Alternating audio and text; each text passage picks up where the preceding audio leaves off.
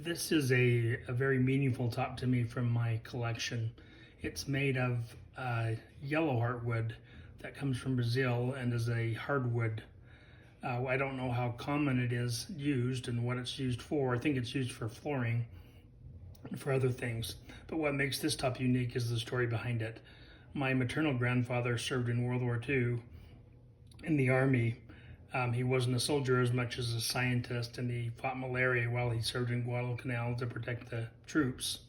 But while he was there, he sent 4 pieces of wood back, and we've done our best to try and figure out what it is, and that we've determined, and we've had some people look at it. They say it's Yellowheart wood, but he sent it home. We don't know what he intended to use it for. He passed away at a fairly young age, in his early 60s. And this was just put away, and there was never any instructions. He didn't do anything with it.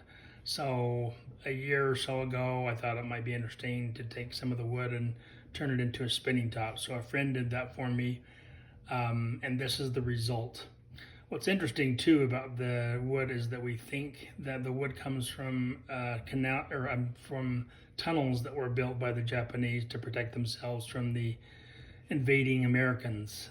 The reason why we think that is we've matched it up with some pictures of the tunnels, looked at the color, the size of the wood. It's also a wood that was resistant to moisture and was used in flooring. So we think it was probably imported into Guadalcanal to help build these tunnels.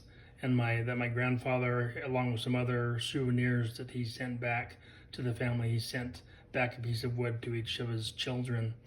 So I love this top because of its connection to him and to our family and to history. And I wanted to show you just briefly how it spins. I think it spins fairly well, but I'm holding a camera here. But it does fairly well. But just has an interesting story, and that's one of the things that I appreciate about it.